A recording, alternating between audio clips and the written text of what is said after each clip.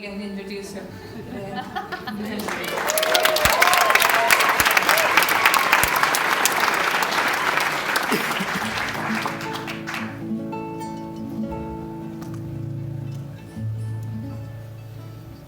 So, I discovered a woman, well, she's passed on now, but I found out about a woman called Violet Gibson about 6 months ago.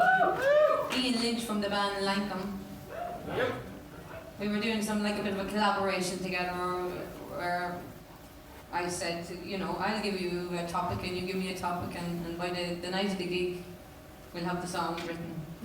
And so he said, oh, you should write a song about Violet Gibson. So I looked up Violet Gibson, and she's Dublin born in the 1870s, born in Merrion Square into an aristocratic family. And her father was the Lord Chancellor of Ireland. So she had a privileged upbringing and education compared to a lot of women in the country at the time. I think she was schooled until she was 18.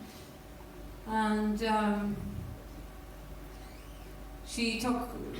then she had some kind of inheritance, and she travelled a lot, especially to Italy, but she took a huge interest in social politics.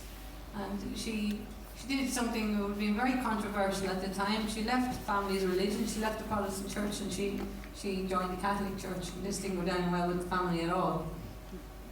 And she got up to all sorts in the years following that. But it really was very much behind the people who were, well, we say the underdog. And anyway, to cut to the chase, have you ever heard of the fascist dictator, the Italian fascist dictator Mussolini? He was a real piece of work. And in 1926, would have been 13 years before World War II. At the time, the people of Italy thought that Mussolini was a good man. They thought that he was on their side, and they paraded with him, and they liked him. But Violet Gibson was 49 in 1926, and she had different ideas. She thought, no, I don't like the look of this Mussolini at all, and I don't like where this is going, and rightly so.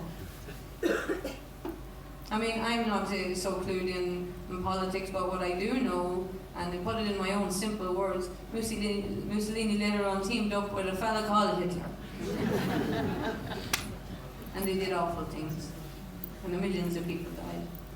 But anyway, Violet Gibson went out one morning in 1926 on her own in Rome, and in one hand she had a rock, and in the other hand she had a revolver. And Mussolini, he was having an El Parade.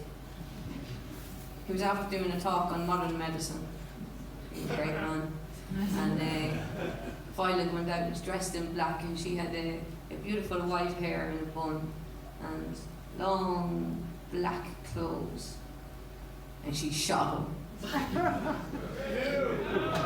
her gun and she shot him, but she only clipped his nose. She fired twice and she only clipped his nose. Anyway, she was dragged away, and they tried to lynch her there and then on the spot. The people hated her.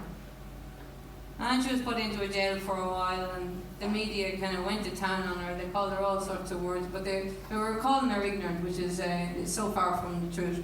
And Violet Gibson was then taken to England, to Northampton in England, to a psychiatric hospital called St. Andrew's Hospital. It's a very famous hospital. It's where all the rich mental people go. I didn't say that.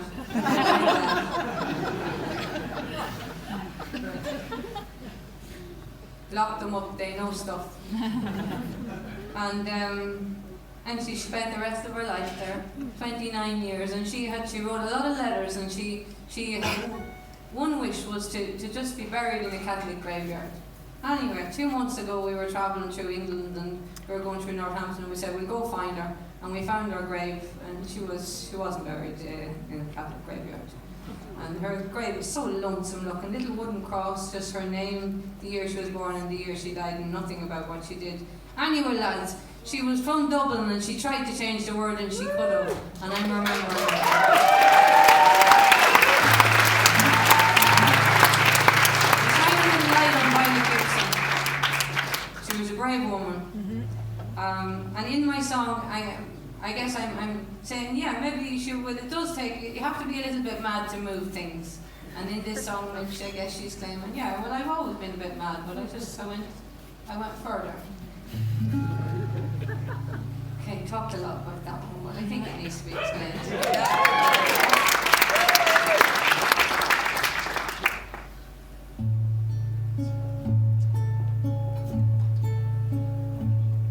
There are many ways to go mad.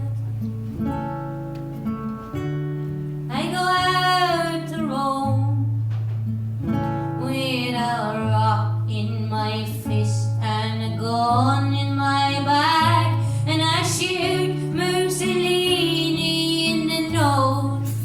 I didn't shoot to skim the skin of his snout or his teeth or the lips on his mouth. I simply saw a bad egg and I thought I'd take the bad egg out.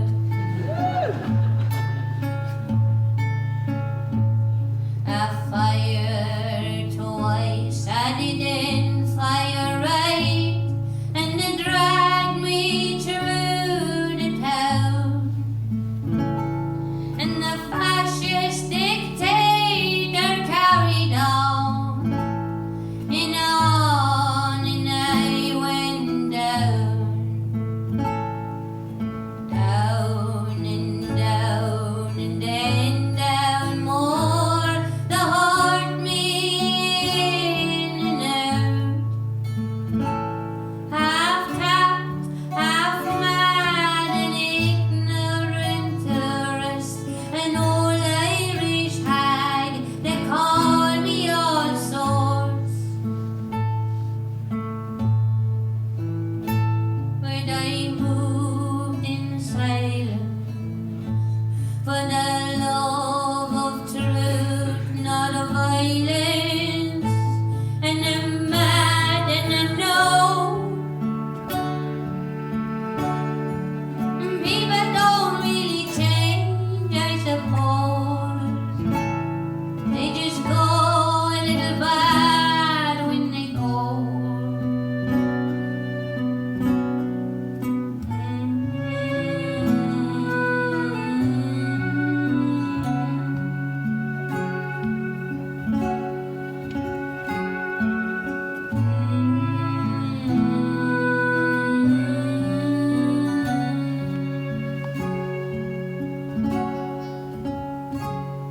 They locked me up in the Northampton house where I feed the Northampton boys, and I nurse the reasons why I think I'm a violet that was never wrong. I've been 29 years here, I'm not ready to hear anymore.